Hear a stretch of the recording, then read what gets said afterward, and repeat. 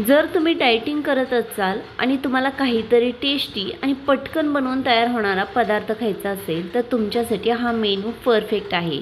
स्वयंपाक करायचा कंटाळा आला आणि डाएटिंग चालू आहे आणि काहीतरी टेस्टी खायचे तर अशा वेळेस तुम्ही एकदम कमी वेळेत पटकन हा राईस कसा बनवायचा याची सोपी पद्धत आणि बरोबरच एका कुकरच्या शिट्टीमध्ये ही चटपटीत फोडणीची डाळ कशी बनवायची ते सुद्धा मी इथे तुम्हाला दाखवणार आहे. ती कशी तर चला पाहूया. त्यासाठी कुकर घ्यायचा. कुकरमध्ये इथे 2 चमचे एवढे तूर डाळ घालायची, 2 चमचे मूग डाळ घालायची आहे आणि 2 चमचे मसूर डाळ घालायची आहे. नसेल तर एखादी स्किप केली तरी चालेल आणि तुम्हाला एकच डाळ वापरायची असली तरीही चालेल. स्वच्छ पाण्याने धुवून घ्यायची. पाण्यात डुबेल एवढं पाणी आपल्याला या डाळीमध्ये घालायचं आहे. इथे ना अर्धा कांदा बारीक चॉप करून घालायचा आहे, बरोबरच अर्धा टोमॅटो लाल बुंद असं चॉप करून घालायचं. इथे अर्धा चमचा एवढी हळदी पावडर घातलेली आहे. चवीनुसार 1 ते 1.5 चमचा मीठ घातलेलं आहे. आवडत असेल तर हिंग घाला आणि लसूणसुद्धा तुम्ही इथे सुद्धा घालू शकता. आता काय करायचं, आपल्याला व्यवस्थित पळीने हलवून मीठ आणि हळद पूर्ण आपल्याला डाळीत आणि पाण्यात एकजीव करायची. नंतर आपल्याला कुकरचं झाकण लावायचं, त्याला शिट्टी बसवायची आणि मीडियम टू हाय गॅसवरती साधारण 4 शिट्ट्या आपल्याला याच्या घ्यायच्या आहेत. 4 शिट्ट्यामध्ये ना आपली डाळ मस्तपैकी छान अशी गाळ शिजते, अगदी जशी आपल्याला इथे पाहिजे तशी. शिट्ट्या होत आहेत तोपर्यंत इथे एक बाऊल घ्यायचा. याच्यामध्ये आता राईसची तयारी करायची आहे. तर सुरुवातीला सोयाबीन घेतलेले आहेत, म्हणजे हे सोयाबीन चंक्स आहेत. हे एकदम छोट्या आकाराचे घेतलेले आहेत. याच्यामध्ये गरम पाणी घालायचं आणि गरम पाण्यामध्ये 5 ते 7 मिनटं आपल्याला हे साईडला ठेवायचे आहेत. नंतर थंड झाल्यावर छान असं पिळून पूर्ण पाणी निचडून काढून आपल्याला वापरायचे आहेत. ही गोष्ट लक्षात राहू द्या. व्यवस्थित हलवा गरम पाण्यामध्ये आणि साईडला 4 ते 5 मिनटं भिजायला ठेवा. नंतर पिळून काढा. आता काय करायचं, आपल्याला पुढची प्रोसेस म्हणजेच एक पातेलं घ्यायचं. पातेल्यामध्ये आपल्याला जेवढा पाहिजे तेवढा राईस घ्यायचा. साधारण मी इथे मोठी 1 वाटी एवढा राईस घेतलेला आहे. हा बासमती राईस आहे. स्वच्छ पाण्याने धुवून घ्यायचा. आता याच्यामध्ये पाणी घालताना पाण्याचे प्रमाण जास्त घालायचे आहे, कारण आपण पाण्यामध्ये फक्त 80% राईस शिजवून घेणार आहोत. त्यासाठी मी इथे 2 ते 2.5 ग्लास पाणी घातलं. बरोबरच आपल्याला इथे सुटसुटीत तांदूळ शिजण्यासाठी 1 चमचा तेल घालायचं. तूप घातलं तरीसुद्धा चालेल. चवीनुसार साधारण 2 ते 2.5 चमचे मीठ घाला. तुम्ही तुमच्या क्वांटिटीनुसार कमी जास्त करू शकता. आता व्यवस्थित आपल्याला या पाण्यामध्ये मीठ व्यवस्थित हलवून घ्यायचं. गॅसवर पातेलं ठेवून 80% भात शिजवून पाणी सेपरेट करायचं आहे. कुकरसुद्धा आपला इथं थंड झालेला आहे. डाळ छान अशी 4 शिट्ट्यात मौसूद अशी शिजून तयार झालेली आहे. तुम्ही पाहू शकता. ही डाळ पळीने आपल्याला व्यवस्थित हलवून घ्यायची आहे, म्हणजे कसं की पूर्ण डाळ मॅश होते, एकजीव होते. आता काय करायचं, आपल्याला आवश्यकतेनुसार आपल्याला किती दाट आणि किती पातळ हवी त्याच्यानुसार पाणी घालायचं आणि डाळ व्यवस्थित हलवून घ्यायची. आता आपल्याला इथे गॅस चालू करायचा आहे, कारण आपण इथं डाळीला उकळी आणणार आहोत. दुसरं भांडं अजिबात खराब करत नाही. एका कुकरमध्येच बनवून तयार केलेले आहे, ते तुम्ही पाहू शकता. आता इथे मी डाळीचं तुम्ही पाहू शकता जास्त दाट किंवा जास्त पातळही नाही, अशीच ठेवली आणि याच्यामध्ये छान अशी याला उकळी येऊ दिली. उकळी आल्यानंतर काय करायचं, छान व्यवस्थित एकदा हलवून घ्यायचं.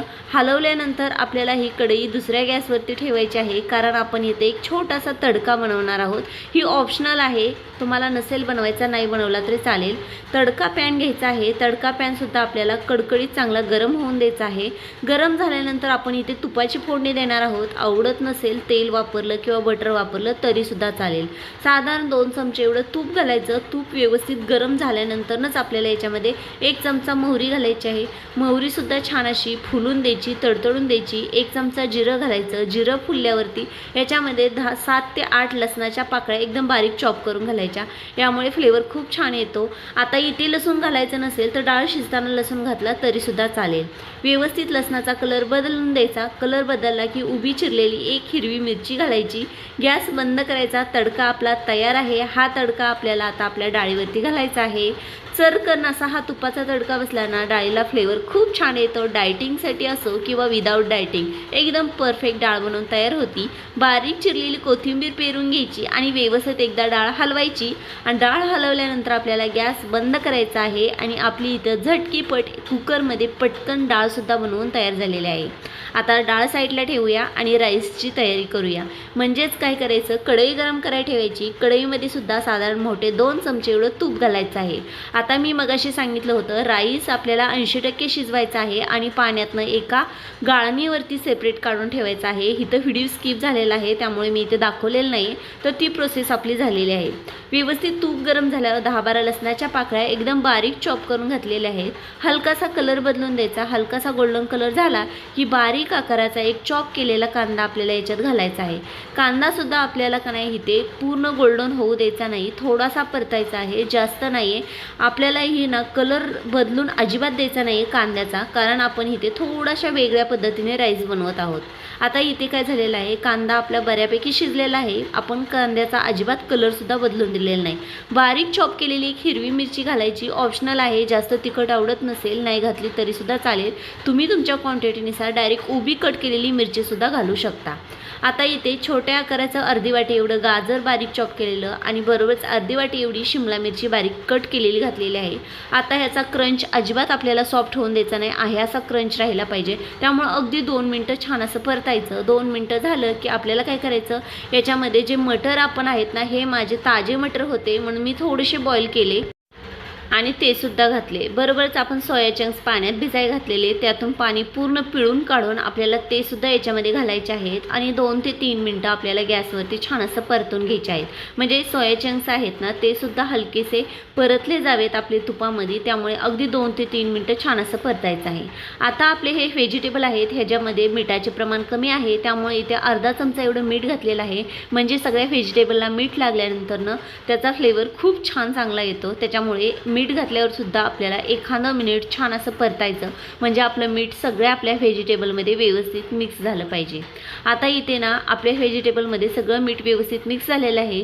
आता इथे एखादा जर व्हेजिटेबल तुमच्याकडे नसेल तर एखादा स्किप केला तर चालेल, किंवा जर तुमच्याकडे आणखी जास्त प्रमाणात असतील तर इथे अधिक वापरले तरी चालतील।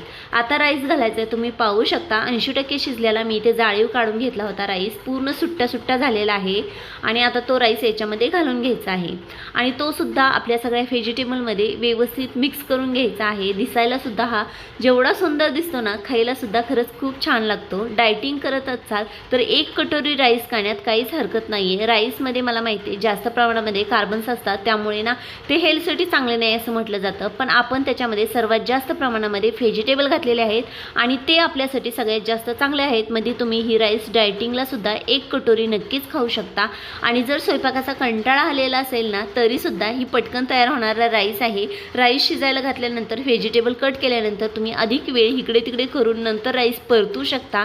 आता झाकण ठेवूया आणि 2 मिनिटांनी झाकण काढून आपला राईस तयार आहे, तुम्ही पाहू शकता। आणि ह्या राईस बरोबर जी खाण्यासाठी आपण डाळ बनवलेली आहे ती सुद्धा कुकरच्या अगदी 3 ते 4 शिट्ट्यात बनवलेली आहे, जास्त भांडी सुद्धा पाडलेली नाही।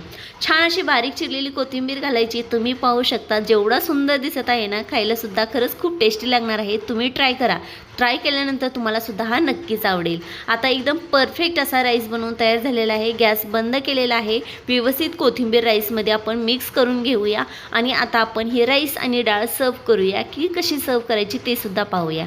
त्यासाठी आपल्याला का नाही सुरुवातीला राईस सर्व करायचा आहे आणि राईस सर्व झाल्यानंतरच डाळ सर्व करायची आहे। दोन्हीचे कॉम्बिनेशन एकदम परफेक्ट आहे। डायटिंग असो किंवा जर तुम्हाला हेल्दी आणि चटपटीत किंवा टेस्टी काय खायची इच्छा होईल, काहीतरी वेगळं प्रत्येक वेळेस तोच राईसचा प्रकार नको असेल आणि त्याच डाळीचा प्रकार नको असेल तर थोडीशी टेस्ट चेंज असणारे ही तुम्ही डाळ राईस नक्कीच बनवू शकता। जेवढा बनवायला सोपं आहे ना तेवढाच खायला सुद्धा खरंच खूप रुचकत आहे।